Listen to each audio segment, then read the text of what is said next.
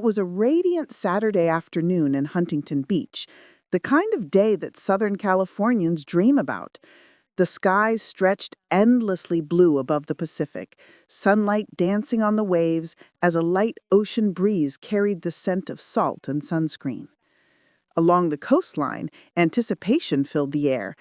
The annual Cars N Copters event was about to begin, a celebrated tradition that had, over the years, become one of Orange County's most dazzling showcases of engineering, luxury, and community spirit. Families gathered with children perched on their shoulders, photographers adjusted their lenses for the perfect shot, and aviation enthusiasts exchanged excited chatter about the aircraft scheduled to appear. Rows of rare supercars gleamed under the sun, Lamborghinis, McLarens, and Ferraris, while the rhythmic thump of helicopter blades in the distance hinted at the spectacle to come. Among the featured arrivals was a sleek Bell 222, a twin-engine beauty renowned for its distinctive profile and smooth flight capabilities. Aviation fans recognized it immediately, the same model immortalized in the 1980s television series Airwolf, where it became a pop culture icon of speed and power. This particular Bell 222 was piloted by Eric Nixon, an experienced aviator and owner of Nixon Helicopters, a respected name in California's airshow circuit. Nixon was known not just for his flying skill, but also for his passion for bringing aviation closer to the public, making flight feel less like a distant dream and more like a shared experience. That afternoon, everything seemed to unfold perfectly. The Bell 222 departed from Redlands Municipal Airport, cruising smoothly along the California coastline toward the event. Organizers had already confirmed that 6 of the 12 participating helicopters had landed safely, each drawing cheers and applause from the crowd. With the arrival of Nixon helicopter, the show was nearing its highlight. But in the blink of an eye, the festive atmosphere would turn to disbelief. At exactly 2 p.m., onlookers noticed something unusual. The Bell 222, now just a few hundred feet above the shoreline, began to sway, a subtle wobble at first, almost imperceptible against the backdrop of the shimmering sky. Then, without warning, the motion grew erratic. Gasps rippled through the crowd as the aircraft lurched and dipped. Within seconds, the excitement that had filled Huntington Beach gave way to shock and silence. What unfolded next would leave an indelible mark on everyone present, a tragic moment that transformed a day of celebration into one of sorrow. Spectators stood frozen in disbelief as the helicopter began to spiral out of control. What had moments earlier been a peaceful aerial display now became a horrifying spectacle. Gasps turned to screams as the Bell 222 pitched and rolled violently against the blue sky, its elegant silhouette twisting into chaos. Dozens of phones instinctively rose to capture the moment, and the footage that would later flood social media shows the aircraft spinning tail first, plummeting toward the ground in a blur of metal and motion.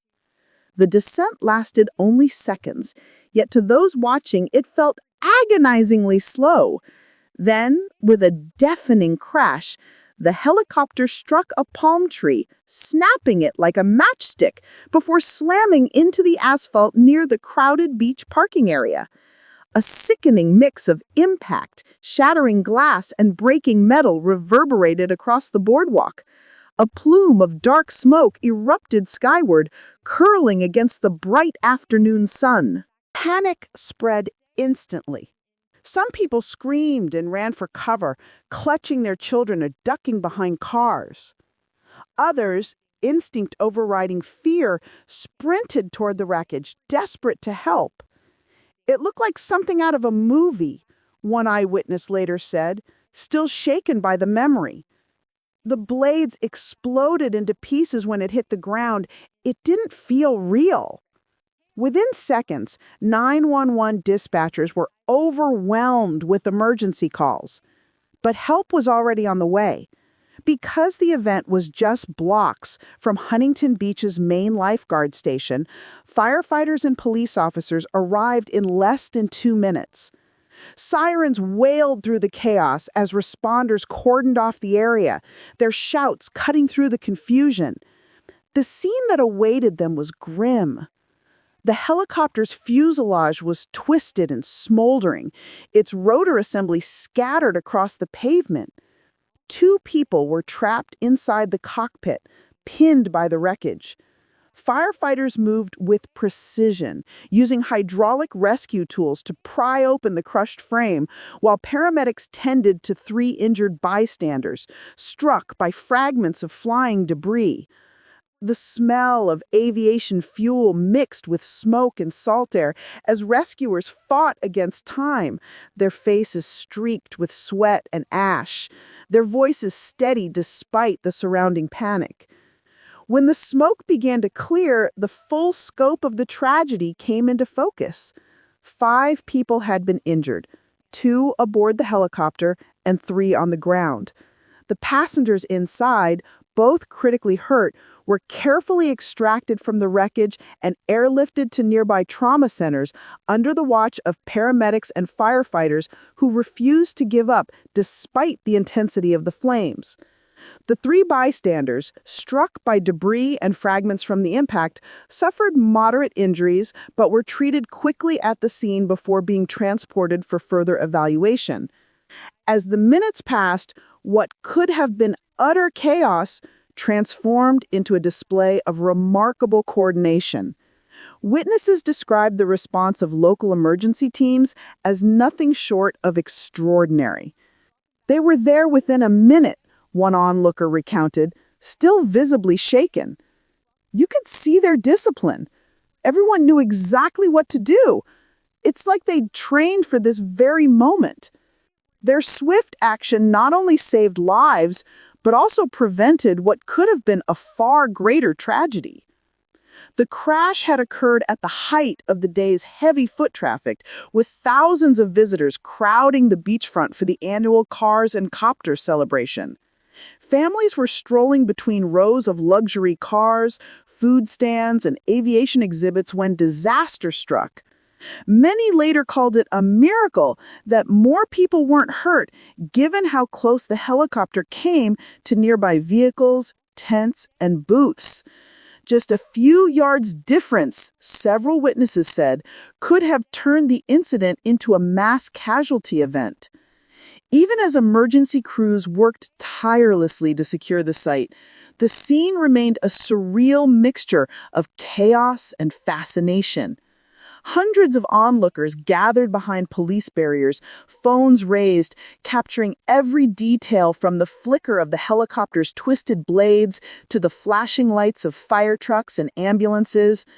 Those videos, which quickly spread across social media and news outlets, would later become crucial evidence for investigators, helping to piece together the chain of events that led to the mid-air malfunction. In the hours following the crash, the quiet hum of the ocean was replaced by the steady rhythm of sirens, radios, and camera shutters. By early evening, officials from the Federal Aviation Administration and the National Transportation Safety Board had announced the launch of a joint investigation into the accident. Both agencies moved swiftly, deploying teams of specialists to the crash site. Investigators in bright vests marking debris, photographing impact zones, and collecting fragments of the shattered rotor assembly for analysis.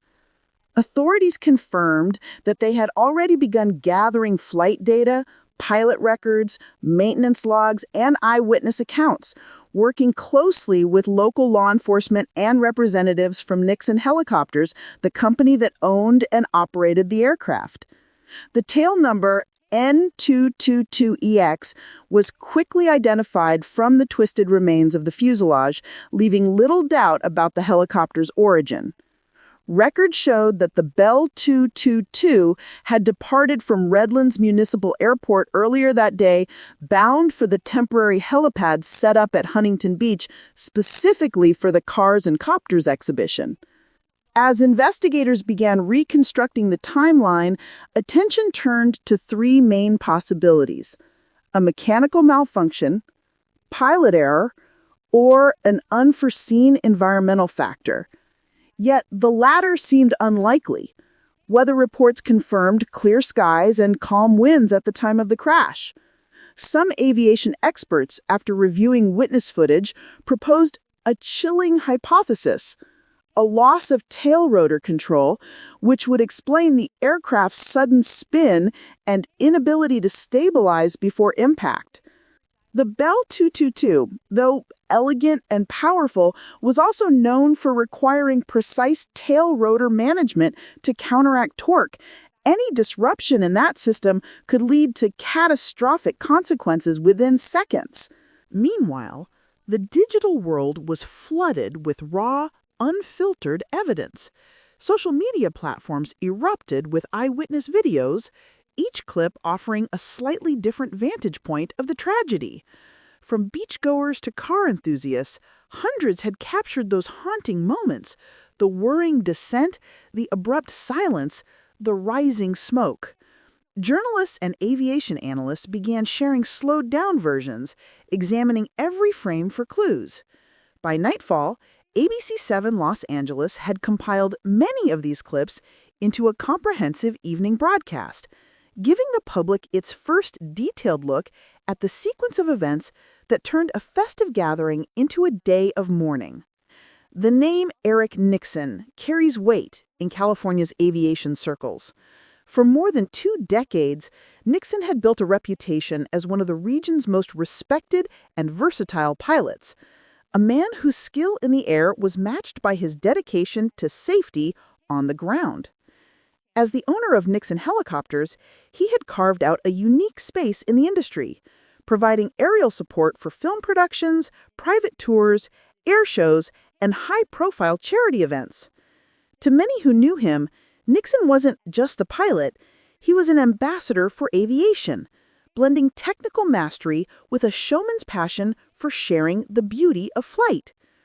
Friends and colleagues described him in glowing terms: methodical, passionate, and relentlessly detail-oriented.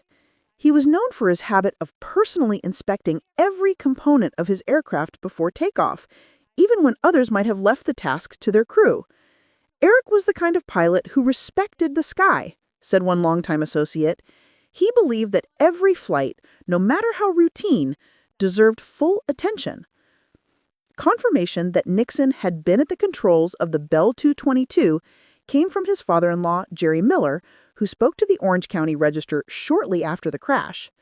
Hours later, Nixon himself broke his silence on the official Nixon Helicopters Instagram account, posting a brief but heartfelt message. In it, he expressed gratitude for the outpouring of prayers, concern, and support from the aviation community and beyond. Though visibly shaken, his tone reflected humility and relief, gratitude for survival, and empathy for those who had been injured. Those close to him say that Nixon's connection to the Bell 222 went beyond mere ownership. He had flown that particular helicopter countless times, often referring to it as his signature aircraft. Colleagues recalled how meticulously he maintained it. "He loved that helicopter," one team member said quietly. "He treated it like a piece of art." The Bell 222 wasn't just a machine to him, it was a reflection of his craftsmanship, his pride, and his lifelong respect for the science and beauty of flight. By Sunday morning, officials confirmed that Nixon was recovering in stable condition at a nearby medical center. The identities of the other injured passengers and bystanders were still being withheld pending family notifications, as investigators continued to piece together the events that had led to one of Huntington Beach's most shocking aviation incidents in recent memory. Despite the crash, organizers of Cars N Copters made the difficult decision to proceed with the event the following day. The Sunday show opened with a moment of silence for those injured, honoring the quick response of emergency crews. Cars N Copters has become a Southern California staple, combining exotic supercars and helicopters in a glamorous beachfront setting. The event attracts thousands each year, raising money for local charities and offering aviation enthusiasts a chance to meet pilots and explore aircraft up close. This year's edition was no different, except for the shadow of the accident that hung over it. Many attendees said the crash served as a sobering reminder of how quickly things can change. Still, the spirit of the community prevailed. We wanted to honor those hurt by showing up. That's what this event is about. Passion, not fear. The story spread rapidly across national outlets from Los Angeles Times and ABC7 to automotive and aviation media such as The Autopian and Car and Driver. The crash was headline news across social platforms where people debated the risks of hosting aircraft near crowded public areas. Videos from the scene gathered millions of views within hours. Some users praised the bravery of rescuers. Others criticized event organizers for allowing aircraft to fly so close to spectators. Authorities were quick to clarify that the flight path had been approved and all necessary permits were in place. This was an isolated accident, a city spokesperson said. Safety protocols were followed. For many locals, the shock was personal. Huntington Beach has a long history of aviation shows, and residents take pride in its coastal air displays. To see one end in tragedy felt deeply unsettling. As investigators sift through the wreckage, early data points to mechanical failure rather than pilot negligence. Sources close to the investigation told local reporters that one of the rotor components may have malfunctioned mid-flight, causing a sudden loss of control. The Bell 222 is a reliable model, but requires meticulous maintenance due to its complex twin-engine design. Even a minor issue in the tail rotor assembly could lead to the kind of spinning notion seen in the crash videos. Experts from the NTSB are expected to spend several weeks analyzing parts recovered from the scene. Meanwhile, Nixon Helicopters has pledged full cooperation and temporarily grounded all its aircraft. For now, no official cause has been released. Only a shared hope that lessons from this tragedy will help prevent future accidents. Beyond the technical analysis lies the human story of shock, heroism, and recovery. Bystanders who ran toward the crash site risked their safety to pull victims from the burning wreck.